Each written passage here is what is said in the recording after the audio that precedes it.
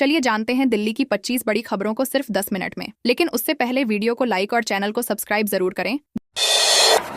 1 नवंबर से दिल्ली में इन गाड़ियों को नहीं मिलेगी एंट्री, पकड़ने के लिए बनाई गई 48 टीमें। दिल्ली में प्रदूषण पर काबू पाने के लिए 1 नवंबर से कई तरह के पुराने और प्रदूषण फैलाने वाले वाहनों की एंट्री पर रोक लगा दी जाएगी। इस नियम का पालन सुनिश्चित करने के लिए 48 विशेष टीमें गठित की गई हैं, जो जगह जगह चेकिंग करेंगी और उल्लंघन करने वालों पर भारी जुर्माना लगाएंगी। दिल्ली सरकार ने जनता से अपील की है कि वे स्वेच्छा से सहयोग करें, ताकि राजधानी की हवा को स्वच्छ बनाया जा सके और प्रदूषण के स्तर को घटाया जा सके। दिल्ली में UER 2 पर दर्दनाक हादसा। DTC की बस ने 2 कारें समेत 4 वाहनों को मारी टक्कर। दिल्ली के बाहरी इलाके बरवाला चौक के पास एक DTC बस ने तेज रफ्तार में 4 वाहनों को टक्कर मार दी। इनमें 2 कारें, एक ई-रिक्शा और एक बाइक शामिल थी। गनीमत रही कि इस हादसे में कोई गंभीर रूप से घायल नहीं हुआ। मौके पर पहुंची पुलिस ने सभी वाहनों को हटवाकर यातायात सामान्य किया। स्थानीय लोगों ने इस सड़क पर स्पीड ब्रेकर लगाने और ट्रैफिक निगरानी बढ़ाने की मांग की है, ताकि भविष्य में ऐसे हादसों को रोका जा सके। दिल्ली में छठ पर्व पर 150 से अधिक घाटों को सजाया। इन खास सुविधाओं के साथ सुरक्षा के पुख्ता इंतजाम। दिल्ली में छठ पूजा की तैयारियां जोरों पर हैं। बाहरी, पूर्वी और मध्य दिल्ली के 150 से ज्यादा घाटों को खूबसूरती से सजाया गया है। श्रद्धालुओं की सुविधा के लिए टेंट, लाइट, शौचालय, पेयजल और मेडिकल सहायता की विशेष व्यवस्था की गई है। दिल्ली जल बोर्ड ने साफ पानी की आपूर्ति सुनिश्चित की है और पुलिस ने सुरक्षा के पुख्ता इंतजाम किए हैं। श्रद्धालु सूर्यदेव को अर्घ्य देकर परिवार की सुख समृद्धि और अच्छे स्वास्थ्य की कामना करेंगे। छठ पर्व पर दिल्ली में ट्रैफिक डायवर्जन। भजनपुरा समेत दिल्ली नोएडा के इन मार्गों पर रहेगी नो एंट्री। छठ पूजा को देखते हुए दिल्ली ट्रैफिक पुलिस ने 27 अक्टूबर दोपहर से 28 अक्टूबर सुबह तक ट्रैफिक डायवर्जन लागू करने का ऐलान किया है। पूर्वी दिल्ली, नोएडा लिंक रोड, भजनपुरा और यमुना किनारे वाले मार्गों पर भारी वाहनों की नो एंट्री रहेगी। पूजा स्थलों के आसपास भीड़ बढ़ने की संभावना को देखते हुए मेट्रो के उपयोग की अपील की गई है। दिल्ली ट्रैफिक पुलिस ने श्रद्धालुओं से अनुरोध किया है कि वे नियमों का पालन करें और जाम से बचें। दिल्ली में स्कूल के बाहर जमकर गुंडागर्दी, हथियारों के बल पर छात्र के अपहरण की कोशिश। दिल्ली के KR मंगलम स्कूल के बाहर उस समय अफरा तफरी मच गई जब कुछ हथियारबंद युवकों ने 11वीं के एक छात्र को अगवा करने की कोशिश की। उन्होंने पिस्टल दिखाकर छात्र को जबरन गाड़ी में बैठाया, लेकिन मौके पर पहुंचे पुलिस कर्मियों ने 4 आरोपियों को दबोच लिया। पुलिस ने उनके पास से हथियार भी बरामद किए हैं। शुरुआती जाँच में झगड़े की वजह स्कूल के भीतर हुए विवाद को बताया जा रहा है। अन्य फरार आरोपियों की तलाश जारी है। चांदनी चौक में 2 लाख से ज्यादा दुकानदारों की बढ़ी टेंशन। दिल्ली के ऐतिहासिक बाजार चांदनी चौक में सीलिंग का मुद्दा फिर गर्मा गया है। सुप्रीम कोर्ट के आदेश के बाद MCD और DDA की संयुक्त कार्रवाई से 2 लाख से ज्यादा दुकानदारों में हड़कंप मच गया है। कन्वर्जन चार्ज और पार्किंग शुल्क जमा न करने के कारण कई दुकानों पर सीलिंग की तलवार लटक रही है। व्यापारी संगठनों ने राहत की मांग की है। वहीं दिल्ली सरकार सुप्रीम कोर्ट में कानूनी तौर पर राहत के लिए योजना तैयार कर रही है। दिल्ली में NDMC की नई योजना लोधी गार्डन संजय झील में 3 करोड़ से बनेंगे नए जॉगिंग ट्रैक। नई दिल्ली नगर पालिका परिषद NDMC लोधी गार्डन और संजय झील में नए जॉगिंग ट्रैक बनाने जा रही है। परियोजना की लागत करीब 3 करोड़ रुपए है। लोधी गार्डन में 2.5 किलोमीटर बजरी ट्रैक और संजय झील में 1.8 किलोमीटर सिंथेटिक ट्रैक बनाया जाएगा। इसका टेंडर अंतिम चरण में है और काम अगले महीने शुरू होने की संभावना है। 3 महीने में काम पूरा कर लिया जाएगा, ताकि दिल्ली वासी सुरक्षित और बेहतर माहौल में फिटनेस का आनंद ले सकें।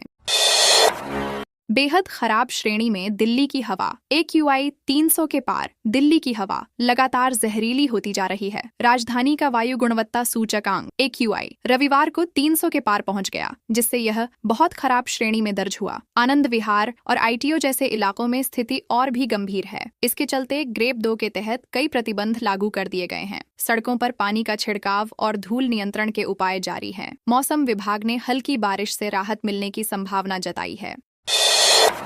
दिल्ली में नशे की हालत में युवक ने खुद ही काट ली गर्दन। अस्पताल में इलाज जारी। दिल्ली के प्रेम नगर इलाके में एक युवक की अजीब हरकत से लोग हैरान रह गए। सड़क किनारे खून से लथपथ युवक मिला, जिसकी गर्दन पर गहरा घाव था। पुलिस ने तुरंत उसे अस्पताल पहुंचाया, जहां उसकी पहचान गोपाल नाम के युवक के रूप में हुई। जांच में पता चला कि वह नशे का आदी है और नशे की हालत में खुद को घायल कर बैठा। डॉक्टरों की टीम उसका इलाज कर रही है और पुलिस मामले की जाँच में जुटी है। पिता का सिम चोरी कर फर्जी यूपीआई से 26 लाख ठगे, दूसरी पत्नी का बेटा गिरफ्तार। दिल्ली क्राइम ब्रांच ने शिवम शर्मा को गिरफ्तार किया, जिसने अपने पिता का सिम चुराकर फर्जी यूपीआई के माध्यम से 26 लाख रुपए ठग लिए। शिवम अपने पिता से नाराज था क्योंकि उन्होंने पहली पत्नी के बेटे को पार्किंग व्यवसाय सौंप दिया था। पुलिस ने उसके घर से 100 ग्राम सोना बरामद किया और 3 लाख रुपए बैंक खाते में फ्रीज किए। शिवम ने साइबर कैफे संचालक की मदद से पैसे नकद निकाले और सबूत मिटाने के लिए सिम कार्ड नष्ट कर दिया। पुलिस ने उसे रिमांड पर लेकर पूछताछ शुरू कर दी है। एशियाई देशों के विशेषज्ञों ने किया नमो भारत कॉरिडोर का दौरा, न्यू अशोक नगर से दुहाई तक किया सफर। एशियाई देशों के परिवहन विशेषज्ञों का प्रतिनिधिमंडल दिल्ली एनसीआर में नमो भारत कॉरिडोर का दौरा करने पहुंचा। उन्होंने न्यू अशोक नगर से दुहाई डिपो तक यात्रा की और ट्रेन की आधुनिक तकनीक व यात्री सुविधाओं का अनुभव लिया। अधिकारियों ने उन्हें परियोजना की प्रगति, पर्यावरण लाभ और शहरी परिवहन में सुधार से जुड़ी जानकारी दी। प्रतिनिधिमंडल ने दुहाई डिपो का निरीक्षण कर रख-रखाव प्रक्रिया देखी और महिला कर्मचारियों की बढ़ती भागीदारी की सराहना की। विदेशी विशेषज्ञों ने इस मॉडल को उत्कृष्ट बताया। चलते फिरते मौत के डिब्बों पर आखिर कब जागेंगे जिम्मेदार? सवालों के घेरे में आग का गोला बन रही इंटरस्टेट बसें। राजस्थान के जैसलमेर हादसे ने दिल्ली से चलने वाली निजी बसों की सुरक्षा पर गंभीर सवाल खड़े कर दिए हैं। अवैध रूप से पटाखे और सामान ढोने वाली बसें यात्रियों की जान जोखिम में डाल रही हैं। पुरानी दिल्ली के बस स्टैंडों से रोज ऐसे वाहन निकलते हैं जो बिना परमिट और सुरक्षा जांच के चलते हैं। खोरी बैरियर कबाड़ बसों का केंद्र बन चुका है, जहां भ्रष्टाचार के चलते कोई कार्रवाई नहीं होती। विशेषज्ञों ने कहा कि जब तक सख्त निगरानी और लाइसेंस निलंबन नहीं होगा, हादसे थमेंगे नहीं। प्रदूषण निगरानी केंद्र के पास पानी का छिड़काव, आप और भाजपा आमने सामने। दिल्ली में वायु प्रदूषण को लेकर आप और भाजपा में टकराव तेज हो गया है। आप पार्टी ने एमसीडी पर आरोप लगाया कि उसने प्रदूषण निगरानी केंद्रों के पास पानी छिड़ककर एक्यूआई के आंकड़े कम दिखाने की कोशिश की। भाजपा ने इसे पुरानी सफाई प्रक्रिया बताया। विशेषज्ञों ने कहा कि पानी का छिड़काव अस्थायी राहत है, यह समाधान नहीं। वहीं पर्यावरण विभाग ने रिपोर्ट मांगी है। लगातार बढ़ते प्रदूषण पर अब यह मामला राजनीति और जवाबदेही दोनों का मुद्दा बन गया है। दिल्ली में नहीं थम रहे एसिड अटैक के मामले, महिलाओं की सुरक्षा पर फिर उठे सवाल। राजधानी दिल्ली में एसिड अटैक की घटनाएं लगातार चिंता बढ़ा रही हैं। पांडव नगर, आनंद पर्वत और द्वारका में हाल के मामलों ने पुलिस की सुरक्षा व्यवस्था पर सवाल खड़े कर दिए हैं। महिलाओं को दिन दहाड़े निशाना बनाया जा रहा है और आरोपी आसानी से एसिड खरीद लेते हैं। विशेषज्ञों का कहना है कि एसिड की बिक्री पर कड़ा नियंत्रण और निगरानी जरूरी है। दिल्ली महिला आयोग ने सरकार से कार्रवाई की मांग की है ताकि महिलाओं की सुरक्षा सुनिश्चित हो सके और अपराधियों में भय पैदा हो। यमुना पार में हर दिन 2500 टन मलबा, निस्तारण सिर्फ 1000 टन का और बाकी रहता है सड़कों पर। पूर्वी दिल्ली के यमुना पार क्षेत्र में निर्माण मलबे की समस्या लगातार बढ़ती जा रही है। प्रतिदिन करीब 2500 टन मलबा निकलता है, लेकिन निस्तारण की क्षमता केवल 1000 टन की है। बाकी मलबा सड़कों और नालों के किनारे जमा हो जाता है, जिससे जाम और प्रदूषण की समस्या गंभीर हो गई है। स्थानीय लोग शिकायत कर रहे हैं कि निगम और ठेकेदारों की लापरवाही से स्थिति बिगड़ रही है। विशेषज्ञों ने निस्तारण क्षमता बढ़ाने और सख्त निगरानी की मांग की है।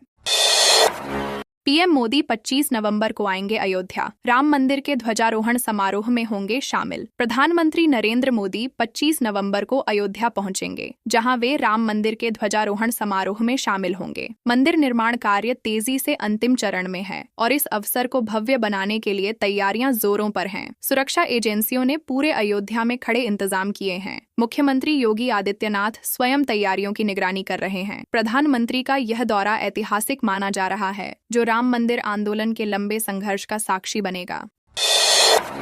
भारत से डराने वाली रिपोर्ट, देश का हर 5वां किशोर डिप्रेशन का शिकार। दिल्ली के आंकड़ों ने भी किया हैरान। एक हालिया अध्ययन में चौंकाने वाला खुलासा हुआ है कि भारत में हर 5वां किशोर डिप्रेशन से पीड़ित है। रिपोर्ट के मुताबिक दिल्ली में यह दर राष्ट्रीय औसत से भी अधिक है। विशेषज्ञों का कहना है कि शिक्षा का दबाव, सोशल मीडिया और पारिवारिक तनाव इसके प्रमुख कारण हैं। मानसिक स्वास्थ्य विशेषज्ञों ने कहा है कि स्कूलों और परिवारों को इस पर जागरूकता बढ़ानी चाहिए। सरकार भी किशोर मानसिक स्वास्थ्य के लिए हेल्पलाइन और काउंसलिंग बढ़ाने की योजना बना रही है।